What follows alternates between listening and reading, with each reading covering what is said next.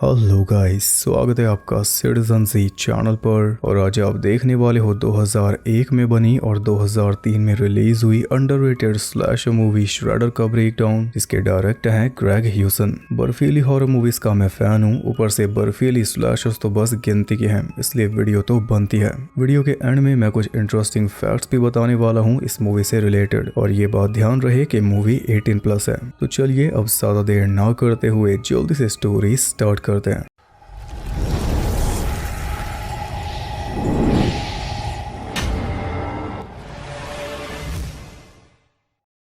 Movie के start में हम एक लड़के को देखते हैं जो कि बर्फीले पहाड़ पर स्नोबोर्डिंग कर रहा था। तभी अचानक काले कपड़े पहना एक स्कीयर उसके पीछे लग गया। काफी खतरनाक चेस चला जिसमें लड़के ने बचने की पूरी कोशिश की, लेकिन स्कीयर ने पहले से जाल बिछा रखा था। उसने दो पेड़ों के बीच में वायर लगा रखी थी, जिससे वो लड़का फुल स्पीड में टकरा गया, जिस वजह से उसकी उंगलियां भी कट गई और साथ में गला भी। वहीं बर्फीले पहाड़ पर वो मारा गया। इंट्रो से ही समझ जाओ कि मूवी कैसी होने वाली है। इसके बाद हम देखते हैं अमीर बाप की बेटी किम्बरली को, जो कि एक ट्रिप पर जाने वाली है एक अबैंडन स्की रिजॉर्ट में, जिसे इसके डैड जल्दी खरीदने वाले हैं। तो इससे पहले कि वो जगह पब्लिक के लिए ओपन हो जाए, ये वहां पर घूम के आना चाहती है, क्योंकि ये बाकियों से स्पेशल है, ऐसा इसे लगता है। हालांकि रिजॉर्ट अभी खरीदा नहीं है, वहां पे जाना मना है, फिर भी ये तो जाएगी। खरीदने वाले हैं यानी इनका है। अब उसके साथ है उसका बॉयफ्रेंड कोल, जिसे वो अपने पास भी नहीं लगाती, फिर भी वो आगे पीछे घूमता रहता है। कोल को लगता है कि एकांत जगह पर घुमाने लेकर जा रही है, वहां तो पक्का कोई जादू हो जाएगा, वहां तो प्यार से बात करेगी, पास आने देगी। उसे लगता है कि ये रोमांटिक ट्रिप होने वाली है, क्योंकि बस ये दोनों जा रहे हैं। पर निकलते टाइम पता चला कि किम्बरली ने पूरी गैंग बुला रखी है, उसकी कजन पाइक और बाकी फ्रेंड्स स्काइलर, रॉबिन और किर्क। रॉबिन एकदम किम्बरली के जैसी है और पाइक एकदम उसकी उलट। स्काइलर डायरेक्टर बनना चाहता है, इसलिए हर टाइम उसका कैमरा ऑन रहता है। और किर्क स्नोबोर्डिंग चैंपियन है, सेकंड प्राइज कई बार जीत चुका है, पर 24 घंटे फूंक कर हाई रहता है। कोल इस ग्रुप में फिट ही नहीं होता, फिर भी इन सबको ढो रहा है। किम्बरली के चक्कर में इन सब का भी नौकर बन चुका है। खैर, क्योंकि ये एक स्लैशर है तो सदाबहार चीज तो आपको पता ही है कि क्या है।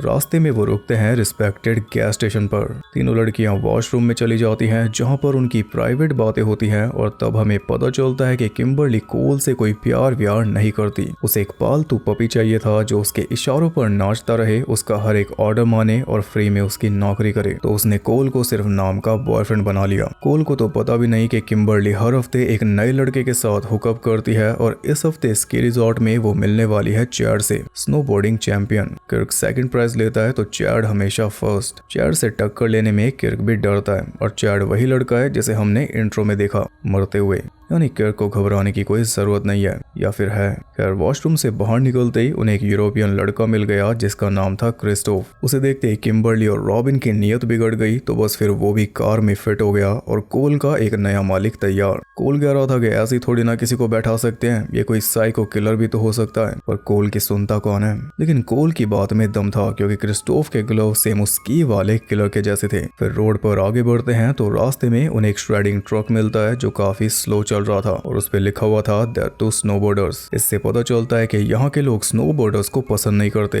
क्योंकि स्नोबोर्डर्स पूरा आतंक मचाते हैं। वो स्कीयर्स की तरह एलिगेंट नहीं होते। स्नोबोर्डर वर्सेस स्कीयर हमने इंट्रो में भी देखा था। खैर, उस ट्रक को ओवरटेक करते हुए उसके ड्राइवर को गालियां देकर वो आगे बढ़ गए। फिर ड्राइव करते करते आखिरकार रिजॉर्ट तक पहुंचे, जिसका नाम था रॉकी समिट। ये एक प्राइवेट रिजॉर्ट हुआ करता था, और इसका मालिक था ओलंपिक चैंपियन स्कीयर बडी विलियम्स। वो अपनी वाइफ और दो बेटियों के साथ यहीं पर रहता था, लेकिन फिलहाल ये रिजॉर्ट बंद पड़ा है और अंदर जाना सख्त मना है। पर किम्बरली का ऑर्डर है, इसलिए कोलगेट का ताला खोलने में लग गया। कोलगेट और इतने में बाकी सब कपड़े बदल कर अंदर पहुंच गए। कोल बेचारा लगा रहा, क्योंकि उसे तो कार अंदर लेकर जानी है। कार में किम्बरली जो बैठी है वो तो सीधा लॉज पर उतरेगी, उससे पहले नहीं। काफी मेहनत मशक्कत करने के बाद फाइनली वो ताला तोड़ने में कामयाब हो गया, और इतने में पूरा ग्रुप अच्छी तरह मौज मस्ती कर चुका था। ग्रुप के साथ क्रिस्टोफ भी, जिसका साथ दे रही है रॉबिन। वो अचानक से बीच में क्रिस्टोफ गिर गया, क्योंकि उसे कुछ विजन्स आ रहे थे। रॉबिन ने पूछा तो उसने बताया नहीं। इसी बीच स्काइलर एक पेड़ के पास हल्का हो रहा था, तभी स्कीइंग करती हुई एक लड़की उसके पास से निकली। और -99999। स्काइलर उसके पीछे भागा लेकिन वो रुके नहीं और यहाँ पर हम उस किलर को भी देख पाए जो इनके ऊपर नजर रख रहा है। जब तक कोल कार लेकर लॉज तक पहुंचा तब तक पूरा ग्रुप एंजॉय करके वापस आ चुका था और लॉज के बाहर एक बैग रखा था जो कोई नहीं जानता कि किसका है, पर हम जानते हैं कि चैड का है। किम्बरली के अरमानों पे बर्फ गिरने वाली है। हाँ, लेकिन उसे कोई फर्क नहीं पड़ेगा क्योंकि बैकअप में क्रिस्टोफ है। कोल ने अभी ठीक से सांस भी नहीं ली थी कि तभी किम्बरली ने उसे ऑर्डर दे दिया कि जाकर खाने और पीने का सामान लेकर आ। कोल ने क्रिस्टोफ से पूछा क्या तू साथ चलेगा, लेकिन उसने साफ मना कर दिया, वो तो लेडीज के साथ रहेगा। इसलिए कोल के साथ गया स्काइलर। दोनों एक लोकल बार में पहुंचे जहां पर वही श्रेडिंग ट्रक खड़ा हुआ था और उसका ड्राइवर अंदर था। बार का मालिक बर्ड उनसे पूछता है कहीं तुम रिजॉर्ट की तरफ तो नहीं जा रहे। उन दोनों ने बोला नहीं। तो बर्ड कहता है कि जाना भी मत, वो रिजॉर्ट हॉन्टेड है, वहां पर बुरी आत्माएं मंडराती हैं, जितना हो सके उस रिजॉर्ट से दूर रहना। दोनों ने उसकी बात एक कान से सुनकर दूसरे से निकाल दी। फिर स्काइलर को वहां पर वही लड़की दिखाई देती है जो स्की करते हुए उसके पास से गुजरी थी और वो काफी फ्रेंडली भी लग रही थी, लेकिन बार में बैठा हर एक पर्सन उन दोनों को ही घूर रहा था, इसलिए वो सामान लेकर जल्दी से बाहर निकल आए। कार में बैठे थे कि तभी उस ड्राइवर ने श्रेडर को ऑन कर दिया, दोनों को सबक सिखाने के लिए। डर के मारे कोल कार को पीछे करने लगा, तभी पीछे से एक ट्रक निकला, दोनों बाल बाल बच गए। इसके बाद रिजॉर्ट पर जाकर सब अच्छी तरह ड्रंक हो गए। पार्टी पूरे जोरों पे चल रही थी, तभी कोई दरवाजे पर आ गया। किम्बरली ने सोचा चैड होगा, पर वो निकला शेरिफ। वो उन सबको हवालात में ले जाने के लिए तैयार था, पर किम्बरली और रॉबिन ने उसके आसपास अपना मायाजाल फैलाना शुरू कर दिया, जिससे वो थोड़ा शांत हो गया, लेकिन बात अभी टली नहीं थी। तो कोल ने अपना मायाजाल फैला दिया, चुपचाप पैसे देकर उसे रवाना कर दिया। पर जाते जाते वो बोल कर गया कि सिर्फ आज रात रुक जाओ, सुबह होते ही सब के सब निकल जाना। कोई स्नोबोर्डिंग नहीं होगी यहाँ पे, ये जगह सेफ नहीं है, यहाँ पे मर्डर्स हुए हैं और किलर कभी पकड़ा नहीं गया। शेरिफ के जाने के बाद उन सब के मन में बस यही सवाल आया कि कौन से मर्डर्स। इस बारे में तो किम्बरली ने बताया नहीं कुछ। अरे नहीं बताया तो अब बता देगी। किम्बरली बताती है कि जब स्नोबोर्डिंग नई नई थी तब यहाँ के लोग स्नोबोर्डिंग को बैन करना चाहते थे क्योंकि स्नोबोर्डर्स शांति भंग करते हैं, पर फिर भी स्नोबोर्डर्स यहाँ पे आते रहे। कुछ साल पहले एक छोटी बच्ची यहाँ पे स्कीइंग कर रही थी तो नशे में धुत 3 स्नोबोर्डर्स उसके पास पहुंचकर उसे परेशान करने लगे, जिस वजह से वो बच्ची घबरा गई और क्रैश होके मारी गई। बस तभी से ये रिजॉर्ट बंद पड़ा है। पर अजीब बात यह है कि वो तीनों स्नोबोर्डर्स भी गायब हो गए थे, उनका कोई पता ही नहीं चला। और उससे भी ज्यादा अजीब बात यह है कि उस बच्ची के रोने की आवाज आज भी इन पहाड़ों में सुनाई देती है। लोगों का कहना है कि उसकी आत्मा इन्हीं पहाड़ों में भटकती है बदला लेने के लिए, इसी वजह से कोई यहाँ पर आता भी नहीं। इसका मतलब कि किम्बरली यहाँ पे घूमने नहीं आई बल्कि इस जगह का जायजा लेने आई है। वापस जाके ये डैडी को रिपोर्ट देगी, तब जाकर वो इसे खरीदेंगे। तभी तो किर्क को लाई है जो कि अच्छे से परीक्षण करेगा। एक ट्रिप में कई सारे काम निपटा रही है, पर बाकी सबका तो पागल बना ही दिया इसने। अगर उन्हें पहले से पता होता कि ये जगह इतनी मनहूस है तो वो आते ही ना। सब अपनी अपनी नाराजगी जता रहे थे, तभी अचानक रॉबिन चिल्ला पड़ी क्योंकि बाहर उसे कोई दिखाई दिया। किम्बरली को फिर से यही लगा कि चैड होगा, लेकिन बाहर गई तो कोई नहीं दिखा, पर हमें दिखा वो किलर।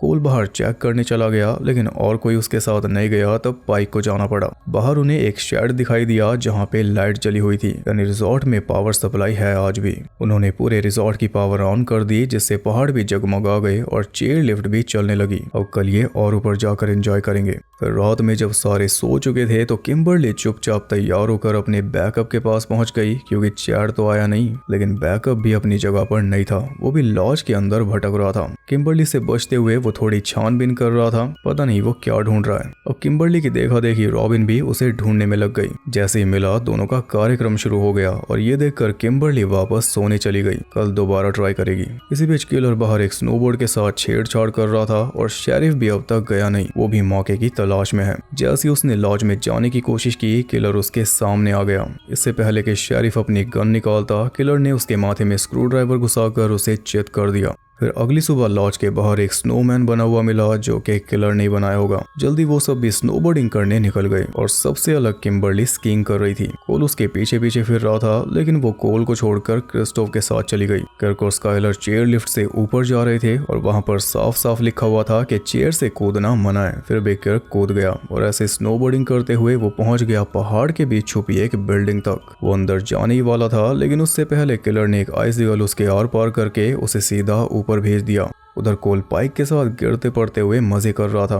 गिर पड़ इसलिए रहा था क्योंकि किलर ने उसके स्नोबोर्ड के साथ छेड़छाड़ की थी रात में। इतने में किलर जाकर रॉबिन के साथ चेयर पर बैठ गया। वो उसे स्कीइंग के रूल्स दिखा रहा था, लेकिन वो तो स्कीइंग करने आई ही नहीं, इसलिए उल्टा उसने किलर को चेयर से नीचे फेंक दिया। मगर जब वो खुद उतरने लगी तो उसका स्कार्फ चेयर में फंस गया और बस ऐसी फांसी लगने से वो मारी गई। इसी बीच स्काइलर को फिर से वही स्कीइंग वाली लड़की मिल चुकी थी जिसका नाम शैली था, और वो स्काइलर पे कुछ ज्यादा ही मेहरबान हो रही थी। दोनों करीब आने के लिए कोई जगह ढूंढ रहे थे, पर तभी वहां पर शैली का डैड आ गया, वही बार का मालिक बर्ड। उसने शैली को घर भेज दिया और स्काइलर को वार्निंग दी कि अभी के अभी यहाँ से निकल जाओ, पर ये तो ढीठ है, इसलिए वो खुद ही चला गया। इधर कोल और पाइक आराम से बैठकर लंच कर रहे थे कि तभी रॉबिन की बॉडी उनके पीछे से निकली, पर उन्होंने ध्यान ही नहीं दिया। दोनों वापस लॉज पर जाते हैं जहाँ पर उन्हें स्काइलर भी मिल जाता है और साथ ही मिलती है स्नोमैन के अंदर शेरिफ की लाश। अब जाकर वो तीनों सीरियस हुए। उनका सीधा शक जाता है क्रिस्टोफ के ऊपर, क्योंकि वही एक अजनबी है और फिलहाल किम्बरली उसके साथ अकेली है। तो ये तीनों उसे ढूंढने निकल गए। कोल अलग गया और पाइक और स्काइलर अलग। पाइक और स्काइलर तो उसी बिल्डिंग में पहुंच गए जहां पर उन्हें मिली उसी बच्ची की जमी हुई लाश। किलर ने उसे प्रिजर्व करके रखा हुआ है। ये दोनों वापस निकल रहे थे कि तभी सामने से किलर आ गया। उसे देखकर पाइक ने दरवाजा बंद किया तो किर्क की लाश उसके ऊपर आ गिरी, और बस इसी का फायदा उठाकर किलर ने स्काइलर के पैर में कुल्हाड़ी घुसा दी। उधर टाइम रहते पाइक ने किलर का सामना किया, तब जाकर ये दोनों वहां से निकल पाए। उधर किम्बरली और क्रिस्टोफ एक हॉट टब में जरूरी बातचीत कर रहे थे। किम्बरली ने साफ बोल दिया था कि ये नाटक बंद कर और तू है कौन वो बता, बहुत एक्टिंग कर ली। तब क्रिस्टोफ सब कुछ सच सच बताने लगा। असल में ये भी उन 3 स्नोबोर्डर्स में से एक था जिनकी वजह से उस बच्चे की जान गई थी, और इसका कहना है कि हमने कुछ नहीं किया था, वो बस एक एक्सीडेंट था, लेकिन उसके बदले में मेरे दोनों दोस्त लापता हो गए। इसका कहना है कि शायद दोनों मारे गए, लेकिन बॉडीज आज तक नहीं मिली, इसलिए ये नाटक करके इनके साथ आया क्योंकि इसने गैस स्टेशन पर इनकी सारी बातें सुन ली थी। इसे लॉज की तलाशी लेनी थी जो कल रात पूरी नहीं हो पाई। इसे कुछ सबूत चाहिए। इसका मानना है कि उस बच्ची के बाप ने इसके दोस्तों को मारा होगा, जो है बार का मालिक बर्ड, बडी विलियम्स, इस रिजॉर्ट का मालिक। यानी शैली उस बच्ची की बड़ी बहन है और पहले ये शैली को डेट भी कर रहा था। इसका मतलब कि सारे कत्ल बर्ड कर रहा है। उसकी वाइफ को भी कुछ ड्रंक टीनेजर्स ने कार से कुचलकर मार दिया था। वो भी आतंक फैलाने वाले स्नोबोर्डर्स थे। यही उस हेट का रीजन है जिस हेट के चलते वो इनका सफाया कर रहा है। स्नोबोर्डर्स ने उसकी फैमिली तबाह कर दी थी, तो अब वो इन्हें तबाह कर रहा है। खैर, जरूरी बातचीत खत्म हो गई, इसलिए दोनों अपने कार्यक्रम में लग गए। किम्बरली को थोड़ी जल्दी भी थी, पर अब तो टाइम ही टाइम है क्योंकि कोल ने उन दोनों को नंगे हाथों पकड़ लिया। फाइनली अब जाकर उसकी आंखों से पर्दा हटा। गुस्से में वो जाने लगा तो किम्बरली उसके पीछे गई। फ्री का नौकर जा रहा है भाई, और आगे उन्हें पाइक और स्काइलर मिल गए। उनके जाते ही क्रिस्टोफ आराम करने लग गया, पर तभी किलर ने आकर उसे परमानेंट आराम दे दिया। चीख सुनकर वो चारों भाग कर आए, लेकिन तब तक किलर अपना काम निपटाकर जा चुका था। फिर चारों जल्दी से वापस लॉज पर पहुंचे तो देखा कि कार के साथ खिलवाड़ हुआ पड़ा था, और सामने ही 3 लाशों से बर्फ पे स्नो एंजल्स बना रखी थी। एक लाश थी शेरिफ की, एक रॉबिन की और एक किर्क की। अंदर जाकर कोल और पाइक स्काइलर की टांग को पैचअप करने में लग गए, और इस बीच किम्बरली पूरे लॉज को अच्छी तरह छान रही थी। ताला तोड़ के वो नीचे बेसमेंट में पहुंच गई, जहां पर उसे मिले क्रिस्टोफ के दोनों दोस्तों के कंकाल। यानी क्रिस्टोफ की बात सच निकली, उसके दोनों दोस्तों को मार दिया गया था। तब वो बच गया होगा, पर अब हाथ लग गया तो अब उसे भी मार दिया। कुछ देर बाद कोल और पाइक बाहर चले गए कार को फिक्स करने, जहां पर पाइक ने कोल को बता दिया कि मैं तुम्हें पसंद करती हूँ, बाद में मौका मिले ना मिले। खैर, इसी बीच किलर लॉज के अंदर एंटर हो चुका था और वो सीधा स्काइलर को मारने पहुंच गया। उसे देखकर स्काइलर बोलता है कि मैं तो वर्जिन हूँ, तो स्लैशर मूवी लॉजिक के हिसाब से तुम मुझे नहीं मार सकते। वर्जिन हमेशा बच जाता है ना स्लैशर्स में। पर किलर ने अपना स्की पोल कैमरा के आर पार करके सीधा उसकी आंख में घुसा दिया। क्या इफेक्ट है। खैर, फिर बारी आई किम्बरली की। वो जाकर कबर्ड में छुप गई, जहां पर उसे मिली चैड की लाश। सब इसी की वजह से मरे हैं। इसने ही ये स्मार्ट ट्रिप प्लान की थी जिसमें कई काम निपटा रही थी ये। अब लगभग सारे निपट गए लोग, और ये भी निपटेगी। किलर एक फायर पोकर से दरवाजा तोड़ने में लग गया, और इस चक्कर में चैड का सर पोकर के ऊपर फंस गया। किम्बरली की तो हालत खराब हो रही थी। जब तक कोल अंदर आया तब तक वो अपनी आखिरी सांसें ले रही थी, और जाते जाते भी पगली रुला गई।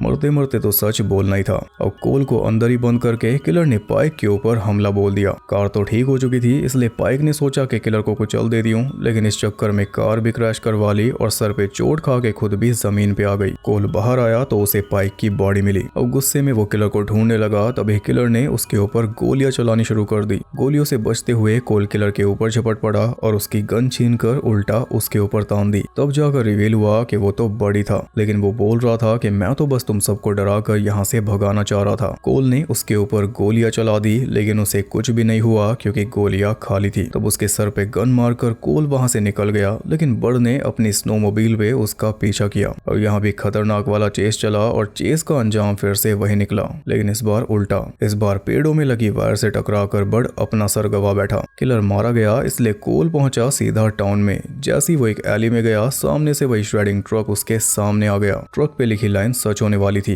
कोल फंस चुका था और ट्रक को चला रहा था किलर। उसने ड्राइवर को भी मार डाला। यहाँ पे रिवील होता है कि असली किलर शैली है, ना कि इसका बाप। वो तो सही में इन्हें डराकर भगा रहा था, किलिंग्स तो शैली कर रही थी। अब खुद वो ट्रक से बाहर आ गई और कोल बेचारा बेबस हो गया। वो अपनी मौत को धीरे धीरे पास आता देख रहा था, पर मौत से पहले आ गई पाइक। उसने गोली मारकर शैली को भी नीचे गिरा दिया। अब शैली खुद कोल को मारने जा रही थी तो पाइक ने एक और गोली मारी और शैली जाके गिरी सीधा श्रेडर में। 1 सेकंड में उसका फवारा बन गया। फिर पाइक ने जल्दी से ट्रक ऑफ किया, जिसके बाद दोनों वहां से निकल गए और इसी के साथ ये मूवी एंड हो गई। ये मूवी किसी चिंदी स्लैशर जैसी तो बिल्कुल भी नहीं है। देख के ही पता चलता है कि इस पे मेहनत की गई है। किल्स एक से बढ़ के एक ओरिजिनल है। स्टोरी जितनी हो सके उतनी बेहतर की गई है और जो इसमें कॉमेडी है वो बहुत ज्यादा स्मूथ है, देख के मजा आता है। फिर भी ये मूवी गुमनाम है, जबकि अच्छी खासी फन मूवी है। तो बात करते हैं इंटरेस्टिंग फैक्ट्स के बारे में। एक स्की रिजॉर्ट में सेट स्लैशर मूवी बनाने का आइडिया डायरेक्टर को उनके पर्सनल एक्सपीरियंस से आया था। एक रात बर्फीले तूफान के बीच वो एक रिजॉर्ट पर फंस गए थे और जो फीलिंग वहां पर आई थी वो किसी हॉरर मूवी से कभी नहीं आई। बस वही फीलिंग इस मूवी के जरिए हम तक पहुंचानी चाहिए, जो कि हम फील भी कर पाते हैं। फन फैक्ट ये है कि कुछ टाइम बाद वो रिजॉर्ट बंद हो गया था जहां पे डायरेक्टर फंसे थे। तो जब ये मूवी शूट करने की बात आई तो डायरेक्टर चाहते थे कि उसी रिजॉर्ट में शूट करें, लेकिन ऐसा हो नहीं पाया। ये सन 2000 की बात है। फिर मार्च 2001 में इसकी शूटिंग चालू हुई थी सिल्वर माउंटेन रिजॉर्ट में। 17 दिनों में शूट हुई थी और बजट था $7.5 लाख। वो एक वर्किंग रिजॉर्ट था जो इसमें अबैंडन रिजॉर्ट के तौर पर दिखाया गया, क्योंकि हफ्ते में सिर्फ 3 दिन पब्लिक के लिए ओपन रहता था, तो बचे हुए दिनों में शूटिंग हो जाती थी। उस साल रिकॉर्ड बर्फ पड़ी थी तो शूटिंग अच्छी होनी चाहिए थी, लेकिन उल्टा दिक्कत हुई। शूटिंग के टाइम पर तापमान बढ़ रहा था, ऊपर से बारिश आने लगी थी, जिस वजह से काफी ज्यादा बर्फ पिघल रही थी। कैसे भी करके शूटिंग पूरी की गई। इसमें टोटल 20 स्कीयर्स और स्नोबोर्डर्स को हायर किया गया था, जो सारे लोकल थे। यूके में ये 2002 में रिलीज हुई थी और यूएस में 2003 में जाकर सीधा डीवीडी पर। जापान में ये फिल्म रिलीज हुई थी जेसन जी के नाम से, ताकि देखने वालों को लगे कि ये जेसन एक्स का सीक्वल है, जो कि सेम टाइम पर रिलीज हुई थी। उस लोगों को लालच दिया कि इसमें भी जेसन देखने को मिलेगा, जबकि इसका फ्राइडे द 13 से कोई कनेक्शन है नहीं। तो ऐसी भी ट्रिक्स कई बार यूज की जाती हैं। ये थे कुछ अनसुने फैक्ट्स। आई होप आपको पसंद आए। वीडियो पसंद आई तो लाइक करना, और अगर और बर्फीली हॉरर मूवीज चाहिए तो आप कमेंट करके बता सकते हो, मैं जरूर लाऊंगा। वीडियो मिस ना कर दो, उसके लिए चैनल को सब्सक्राइब करके बेल नोटिफिकेशन को ऑल पर सेट कर लो, ताकि नोटिफिकेशन भी थोड़ी चेजिंग करे। और ज्यादा कनेक्टेड रहने के लिए आप मुझे इंस्टाग्राम पर फॉलो कर सकते हो, वहां आपको बहुत कुछ जानने के लिए मिल जाएगा, और साथ ही बाकी जगहों पर भी, जिनके लिंक्स आपको मिल जाएंगे नीचे। मैं आपसे जल्दी मिलूंगा अगली वीडियो के साथ। तब तक के लिए सबको बाय।